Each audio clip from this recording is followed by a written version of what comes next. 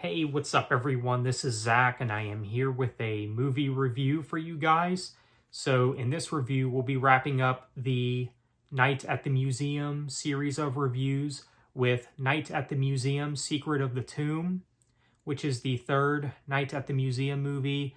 And for those wondering, no, I will not be reviewing the animated film because apparently that's the fourth film from what I've heard. Apparently, it's the fourth movie, but I'm not going to count it because I'm only going to stick to the live action films for those wondering.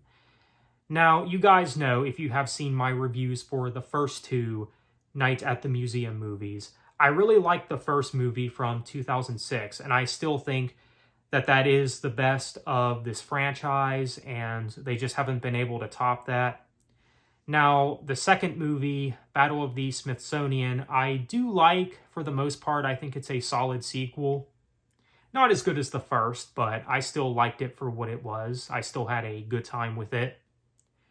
This movie, Secret of the Tomb, I will say it's not as good as the first two, all right? Which, I'm not going to lie, I did expect that. I did expect to like this less than the first two. But with saying that, I still thought this film was decent. It's a decent movie, but in terms of quality and in terms of story, it's definitely a step down from the first two. And as I've said in my review for Battle of the Smithsonian, I think that that should have been the finale. I think they should have just wrapped it up there.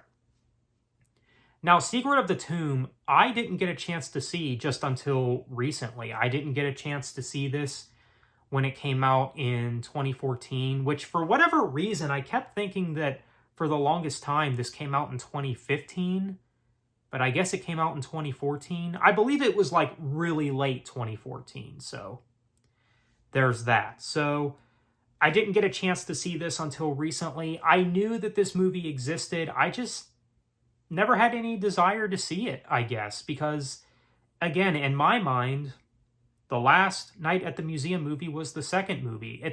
To me, it's like, where else could you go with the story? Like, why did this need to be made? You know, like, why did this need to exist? Why did we need a third Night at the Museum movie? Now, as far as the cast goes, I think the cast did a decent job. Ben Stiller, I think, did a pretty good job in this. You know, he did a good job in the first two movies, and he does pretty good here. Robin Williams, I know that this was unfortunately one of his last movies that he did. May he rest in peace, of course. And you could tell in this movie that he just was sad and he just didn't want to be there, and it just shows. And it's very heartbreaking and sad to know, you know, when you see this, knowing that, you know, this was one of the last times you would see Robin Williams in a movie. And I'm not going to lie, I feel like the plot and story to this one is a lot weaker than the plot and story was in the first two movies. So in this movie, you find out that the tablet that the Pharaoh guy possesses, I believe I got the actor's name right this time, Rami Malek, if that's how you say his name. The tablet that he possesses is apparently infected with something's happening to it, and it has an effect on all the characters, all of the statues and wax figurines in the museum.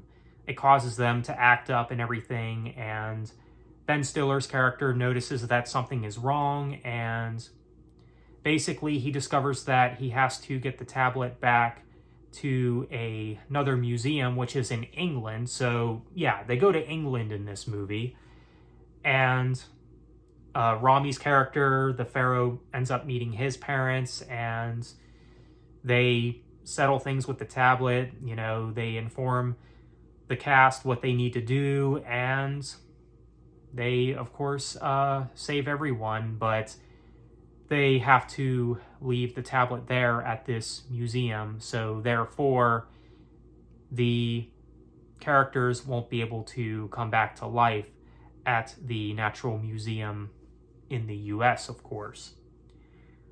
And it ends on a pretty somber note, I think, because, you know, Ben Stiller, he knows that it's going to be it for them, you know. at least for a while. You know, he doesn't know if and when he will get to talk to these characters again. So you could tell that, you know, they were just wrapping it up. And yeah, and the stuff that's at the museum in England, I didn't really find that interesting either. I mean, and the CGI. Now, I know that the first two movies had CGI, but I think the CGI just, there's something about the CGI in this movie that just is kind of off-putting, I guess. I don't know how to describe it, but it's just kind of weird in my opinion. And then, of course, you have this new security guard, this lady from England, who falls in love with one of the cavemen. Like,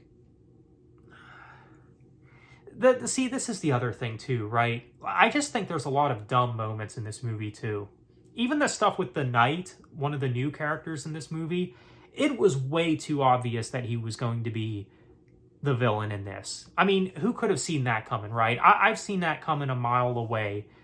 He's going to end up turning on these characters and betraying them, and then he turns good by the end. He ends up taking the tablet, and then he realizes what it's doing to these characters, and he gives it back to Ben Stiller and the rest of the cast here. I think this film has its moments, but I think just in terms of everything, it's just a step down from the first two movies. I mean, it's not as comedic, and anytime it tries to be, it either comes off as dumb or cringe.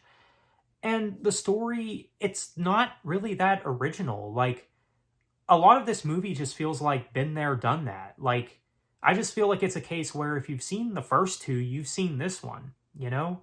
And again, like, going back to what I said earlier, and even in my review for the second movie, I think Battle of the Smithsonian, that should have been the last Night at the Museum movie.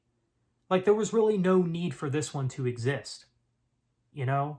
But I understand, you know, they wanted to wrap up the story, and that really feels like this main movie's purpose. Like, that feels like the main purpose of this movie is just to finish the story. Like, that's it. Like, just to wrap up this series, this franchise, which again, you know, they supposedly continue with an animated film, which I really don't have any desire to see that. So yeah, this is where I'm stopping.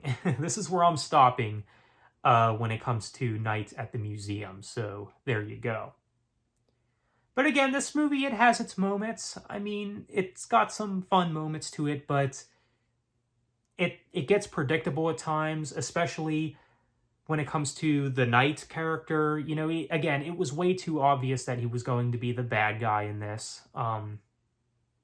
But as far as standouts, I mean, you know, I do like how Rami's character meets up with his parents in this movie when they're in the museum in England. And I even like how Hugh Jackman actually makes an appearance in this. He is, you know, performing a play, and when the Knight character goes up to him and, you know, he introduces himself, and he's like, Hugh Jackman? I'm not going to lie, that was probably the funniest part of the movie. And I'm going to be honest, I had no idea Hugh Jackman was even in this movie. I had no idea that scene was even in this movie, so I thought that was pretty funny. I will say that. That was pretty funny. That was one of the best parts of this movie. I'm not going to lie. So, again, this movie, it had its moments. It had some fun moments. Some fun, adventurous action scenes or what have you. It's there, but again, it just feels very been there, done that. And again, with the story, Ben Stiller's character, he, of course, says his goodbye to the cast, all of the people in the museum, and yeah, it gets pretty emotional, and I think that this should be it. I think that this should be the last Night at the Museum movie. I didn't see any need for an animated movie, and I've heard a rumor that they're doing a remake of Night at the Museum. I mean, why? Why do we need that, you know? Let's not do that. All right. So, Night at the Museum, Secret of the Tomb.